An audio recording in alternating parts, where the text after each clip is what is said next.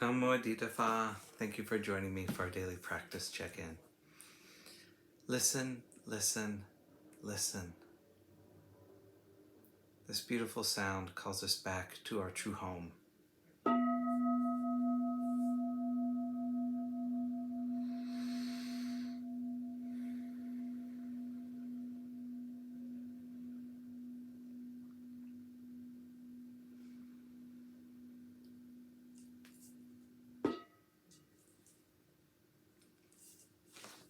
The first mindfulness training.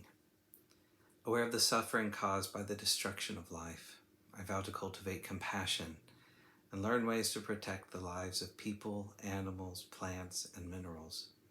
I'm determined not to kill, not to let others kill, and not to condone any act of killing in the world, in my thinking, or in my way of life.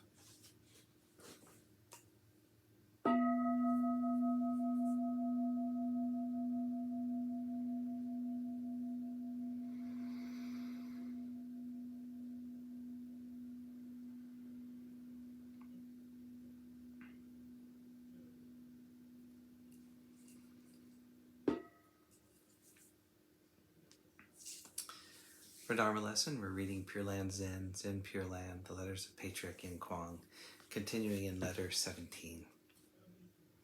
However, if you wish to study the sutras, to understand their profound meaning, or write commentaries upon them, you should reserve a special period of time to concentrate exclusively on such activity.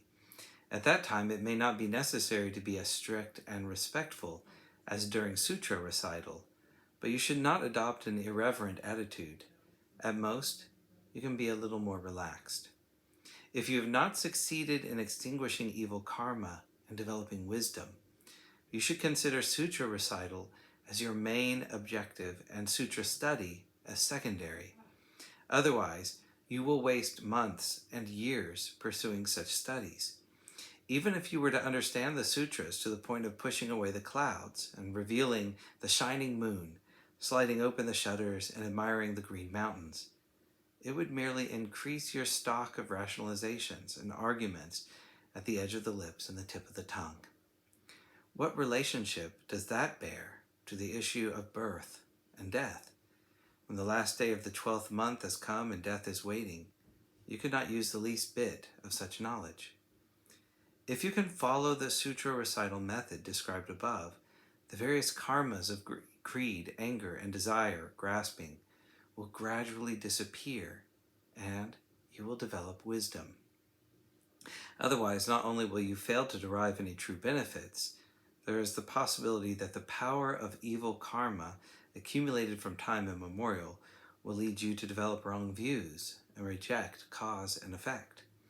All the while, the afflictions of lust, killing, stealing, and lying will come to the fore one after another like a raging fire.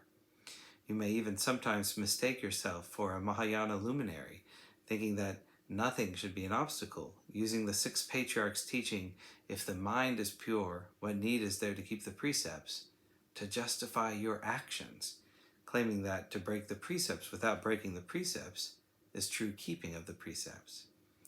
There are many such hazards along the path of cultivation, making the true Dharma very difficult to attain.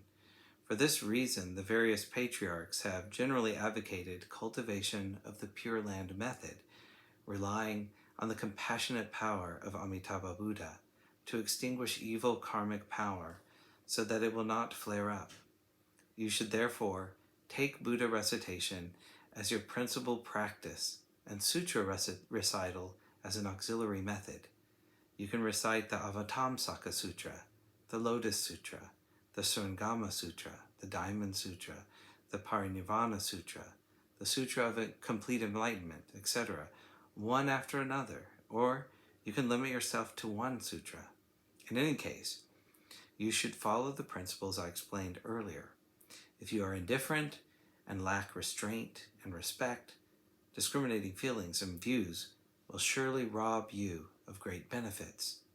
Your evil karma will then know no bounds.